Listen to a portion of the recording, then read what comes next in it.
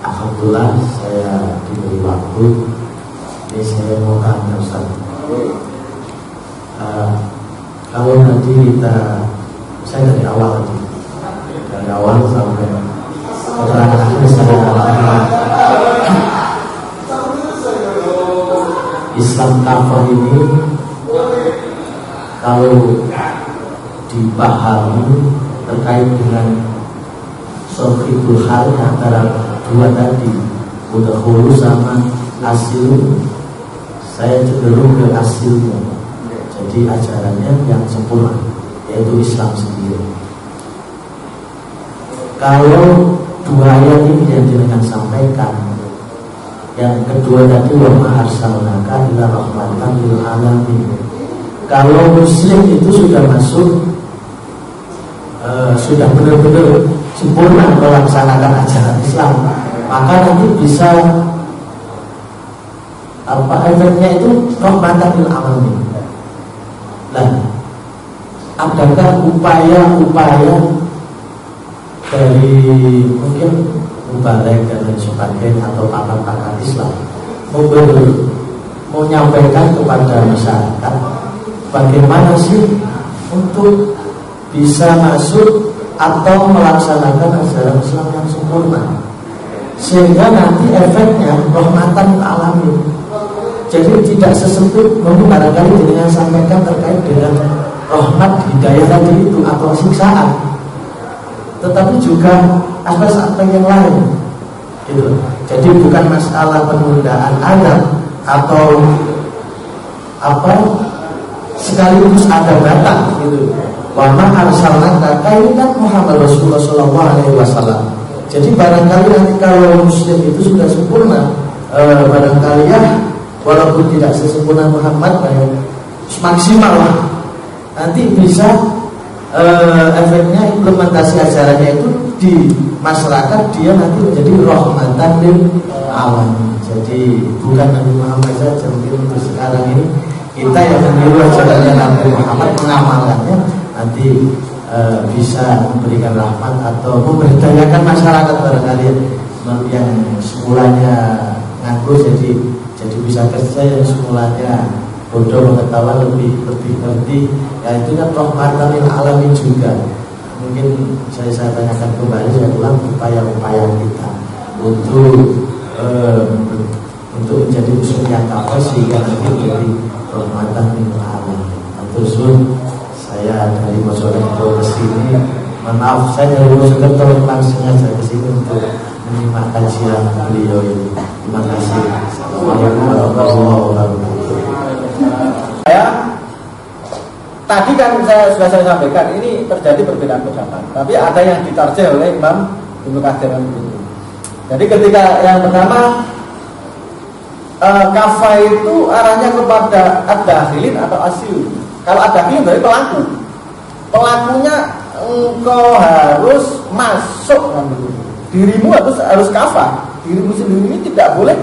Kemudian apa? Potensi yang kamu punya tidak boleh untuk dikeluarkan atau kemudian diabaikan atau kemudian tidak difungsikan untuk mengamalkan ajaran Islam. Berarti apa? Kembali pada personnya. Jadi perbaikan apa? Perbaikan person, perbaikan individu. Individu harus totalitas masuk dalam Islam, begitu. Kalau yang dipahami sebagai sahibul haq adalah asilmu, berarti apa?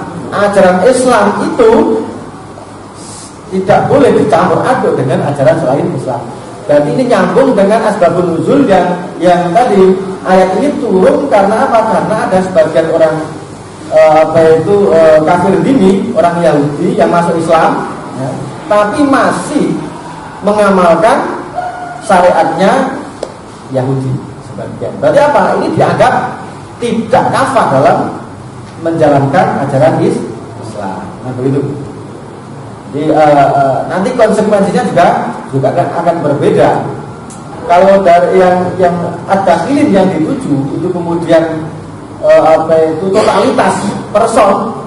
Kalau ini kemudian syariat konsep syariat tidak boleh dikurangi, tidak boleh dicampur dengan yang lain. Nah, kalau untuk memilih, ya saya kira kalau tadi Imam Ibnu Katsir dan At-Tabari memilih kepada aslimu, di mana Islam tadi, Islamnya harus sempurna. Ngoten. Dan kemudian diharapkan tadi apa? Supaya kafah itu bagaimana? Supaya kafah. Ngaji. Akhirnya belajar dan belajar. Karena gitu saya gini. Istilah Islam kafah ini kan aslinya tidak begitu perlu terlalu dipermasalahkan. Karena ada kata-kata mastatoktu itu. Semampu mungkin kita mau mengamalkan Islam. Semampu mungkin kita maksimal mengamalkan ajaran Islam kan. Nah, terus bagaimana dalam konteks misalnya secara komunal masyarakat Islam Indonesia sudah kafah belum? Jangan yang maksimal dulu, mastatoktu dulu. Kafah itu apa? Jadi titik maksimalnya ya kafah kan begitu. Akhirnya seharus kafah. Tapi ketika dalam tataran praksis kafah ini kan butuh proses. Indonesia yang dulu ya kita tahu sebelum ada Islam ada Buddha, ada Hindu. Kemudian dengan perjuangan Wali Songo, bagaimana kemudian nilai-nilai Islam bisa membumi di Nusantara ini? Kan begitu. Dengan cara apa? Persuasif. Dengan cara persuasif, tidak dengan cara tadi sakit tadi. Kalau kemudian secara kafah dipahami Islam itu kemudian harus sesuai dengan Al-Quran dan hadis secara tekstual, ini kan kemudian apa? Bentrok terus. Tapi Wali Songo tidak. Bagaimana kecerdasan beliau mengislamkan masyarakat Nusantara? Kafahnya secara bertahap, mastatoktu lagi. Kata-kata kafah ternyata kalau dalam tafsir ditambah dengan tafsiran mastatoktu tadi. Mastatoktu ini tidak jarang muncul ini. Ketika dalam konteks bernegara kita juga kafah dalam proses. Kita sendiri juga kafah dalam proses. Nah, proses itu kan menjadi terus pembenahan. Kita dulu sebelum merdeka belum ada belum ada departemen agama. Departemen agama belum se-independen sekarang. Dengan perjuangan ulama-ulama kita, tanpa kemudian kita bertabrakan langsung dengan negara, kita masuk di dalam. Kalau kita tarik dalam konteks perjuangan para ulama-ulama Nahdlatul Ulama, ini pas. Bagaimana ketika bergulat dalam BPUPKI, ya, bagaimana pertarungan NU di dalam ada Masyumi, ada kemudian Masyumi keluar dari pemerintahan Bung Karno, NU masih di dalam. Apakah kemudian tidak kafah? Ini memperjuangkan kafah malah Masyumi yang keluar kemudian tidak bisa berjuang karena apa? Mereka kemudian hanya bisa menonton, kita bertarung di dalam. Sampai Nasakom misalnya. Nah, kemudian kemarin rame-rame Nasakom itu kata siapa itu yang sekarang sedang ngopi di Medai itu. Kan iya kan? Apakah kemudian kita tidak kafah? Kita kafah. Tapi dalam proses dan butuh waktu yang lama. Nasakom ketika Mbah Wahab kemudian menginisiasi masuk di Nasakom, memperkuat. Waktu itu dia menjadi OSA masuk di Nasakom. Apakah kemudian kita pro PKI? Tidak. Kita masuk di situ untuk menghadang PKI kan begitu.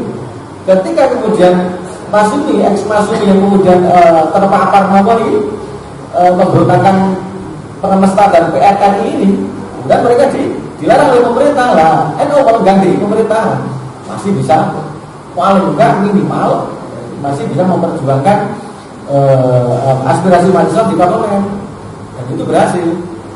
Dan begitu.